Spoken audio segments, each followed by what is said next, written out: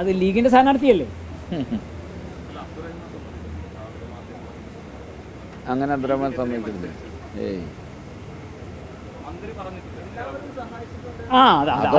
അത് സ്ഥാനാർത്ഥി എന്ന നിലയിൽ ഒരു സ്ഥാനാർത്ഥിയെ സംബന്ധിച്ചിടത്തോളം എന്താ, ആരോടും അയാളെ വോട്ട് ചോദിക്കും, എല്ലാവരോടും സഹായം അഭ്യർത്ഥിക്കും. എല്ലാവരുടെ സഹായത്താലാണ് ഞാൻ ജയിച്ചിട്ടുള്ളതെന്ന് പറയും. കാരണം നന്ദികേടൊന്നും പറയില്ലല്ലോ.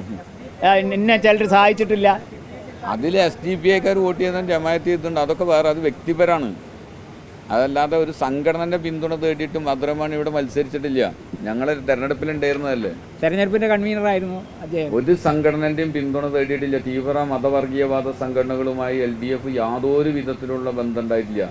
അതിൽപ്പെട്ട നല്ല മനുഷ്യന്മാർ വോട്ട് ചെയ്തിട്ടുണ്ടോ, അത് ചെയ്യേണ്ടതെന്ന് ഞങ്ങൾക്ക് പറയാൻ പറ്റൂ. ആരാ ചെയ്തെന്ന് ഞങ്ങൾക്ക് പറയാൻ പറ്റൂ. നിങ്ങൾ എവിടുന്നത് ചോദിക്കുന്നത് എനിക്ക് പറയാൻ പറ്റില്ല. അങ്ങനത്തെ ഒരു സംഭവം ഇവിടെ ഉണ്ടായില്ല. 2 തവണ മത്സരിച്ചു, 2 തവണ ജയിച്ചില്ലേ. അപ്പോഴുണ്ടാകും. പിന്നെ PK ഫിറോസും SDPI ഇപ്പം അതല്ലേ പറയുള്ളൂ, വേറെ എന്തെങ്കിലും പറയാൻ വേണ്ടേ? അവർക്കിപ്പോൾ ഇതിൻ്റെയൊക്കെ ന്യായീകരിക്കണ്ടേ?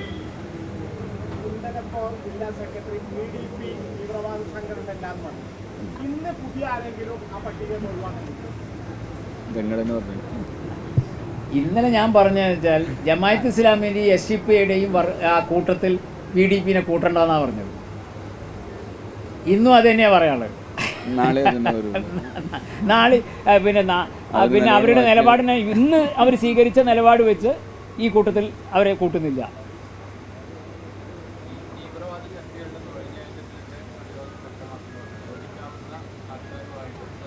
അത് സ്വതന്ത്രമായ ക്യാമ്പയിനും യോജിക്കാവുന്ന മതേതര വിശ്വാസികളുമായി ചേർന്നുള്ള പൊതു പ്ലാറ്റ്ഫോമിൽ വരാവുന്നവരെ, സാംസ്കാരിക നായകന്മാർ, പിന്നെ അതുപോലെ തന്നെ മതനിരപേക്ഷ ചിന്താഗതിയുള്ള മുഴുവൻ പേരും. ലീഗിലെ നല്ല ആൾക്കാർ വരികയാണെങ്കിൽ നമുക്ക് നോക്കാം. വ്യക്തിപരമായിട്ട് ഒരാൾക്ക് വരണം തോന്നുന്നു. ലീഗിനകത്ത് ഒരുപാട് മതനിരപേക്ഷ ചിന്താഗതിക്കാരില്ലേ.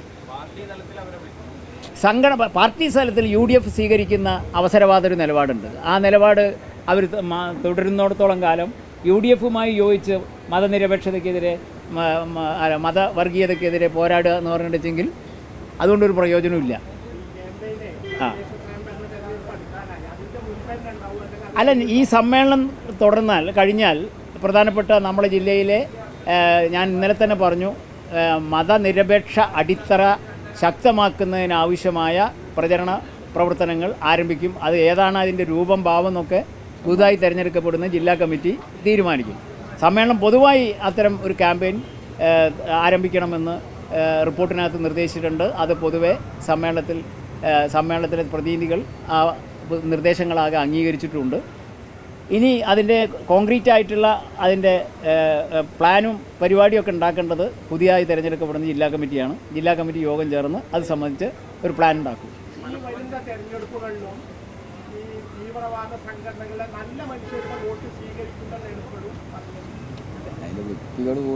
അതെ, ഞങ്ങൾ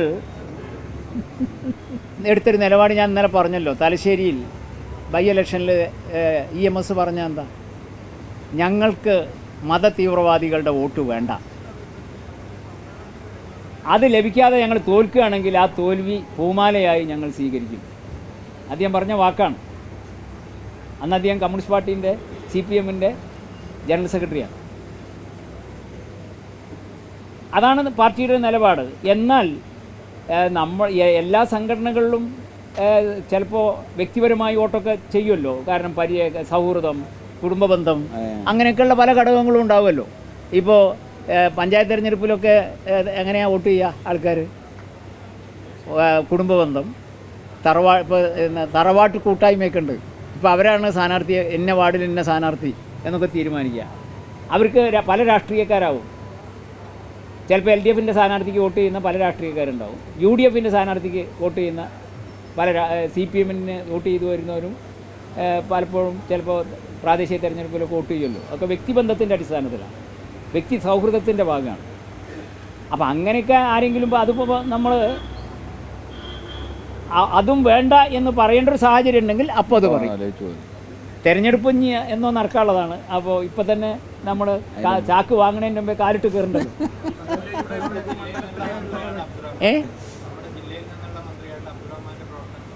പ്രവർത്തനങ്ങളെക്കുറിച്ച് നല്ല മതിപ്പാണ് സമ്മേളനത്തിൽ രേഖപ്പെടുത്തിയിട്ടുള്ളത്. അദ്ദേഹം താനൂരിൽ നടത്തിയിട്ടുള്ള വികസനത്തിനൊക്കെ പറ്റി നല്ല മതിപ്പുണ്ട്. അതേപോലെ എല്ലാ മണ്ഡലത്തിലും വികസന പ്രവർത്തനങ്ങൾ നടത്തണം, അതിന് മുൻകൈ എടുക്കണം എന്നുള്ള അഭ്യർത്ഥനയാണ് പ്രതിനിധികൾ പിന്നെ ചർച്ചയിൽ പറഞ്ഞത്.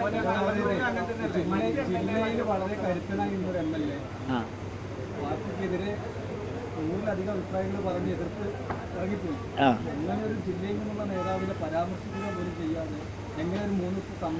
അതാണ് ഞങ്ങളെ പാർട്ടി. നിങ്ങൾ കേട്ടിട്ടുണ്ടാവും, അദ്ദേഹം പാർട്ടിയുമായി ബന്ധം വിച്ഛേദിച്ചെന്ന് അദ്ദേഹത്തിൻ്റെ വീട്ടിൻ്റെ മുമ്പിൽ വന്നൊരു ബോർഡുണ്ടല്ലോ. ആ ബോർഡ് എന്താ? ഇത് പാർട്ടി വേറെയാണ്. നിങ്ങൾ മനസ്സിലാക്കിയാൽ മതി. അത്ര എനിക്ക് അതിനെപ്പറ്റി പറയാനുള്ളൂ. ഇത് പാർട്ടി വേറെയാണ്.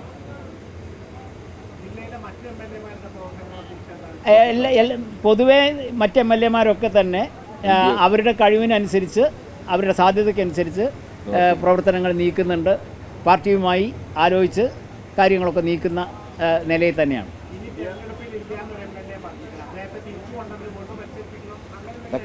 അതൊക്കെ അപ്പോഴത്തെ കാലല്ലേ. ഞാൻ ഇനി എത്ര കൊല്ലമുണ്ട്? 1.5 കൊല്ലല്ലേ? അതും ഞാൻ ഇന്നലെ പറഞ്ഞു. നമ്മളിപ്പോൾ 1.5 കൊല്ലം കഴിഞ്ഞിട്ട് നടക്കാൻ പോണ നിയമസഭാ തെരഞ്ഞെടുപ്പിനെ പറ്റി ഇപ്പോൾ അങ്ങനെ ചർച്ച ചെയ്യേണ്ട ആവശ്യമില്ല. കാരണം തെരഞ്ഞെടുപ്പ് ഉണ്ടാവും എന്നുള്ളതിന് ഒരു രാജ്യം ഒരു തെരഞ്ഞെടുപ്പ്. അപ്പോൾ 2024 തെരഞ്ഞെടുപ്പ് കഴിഞ്ഞു, 2029 ചിലപ്പോൾ തെരഞ്ഞെടുപ്പ് നടക്കുകയുള്ളൂ. ഈ ആൾക്കാരെന്നെ അദ്ദേഹത്തിൻ്റെ മകളുടെ അസുഖമായിട്ടൊക്കെ ബന്ധപ്പെട്ട് അമേരിക്കയിലാണ് ആ മകള്. അങ്ങോട്ട് ആദ്യം ടീച്ചർ പോയി, പിന്നെ അദ്ദേഹം പോയി. അതിന് അത് അദ്ദേഹം നമ്മുടെ പരിപാടിയിലൊക്കെ അനുബന്ധ പരിപാടിയിലൊക്കെ ഏറ്റതാണ്. പക്ഷേ മകള് ആശുപത്രിയിലാവുമ്പോൾ വാപ്പ പോയില്ല.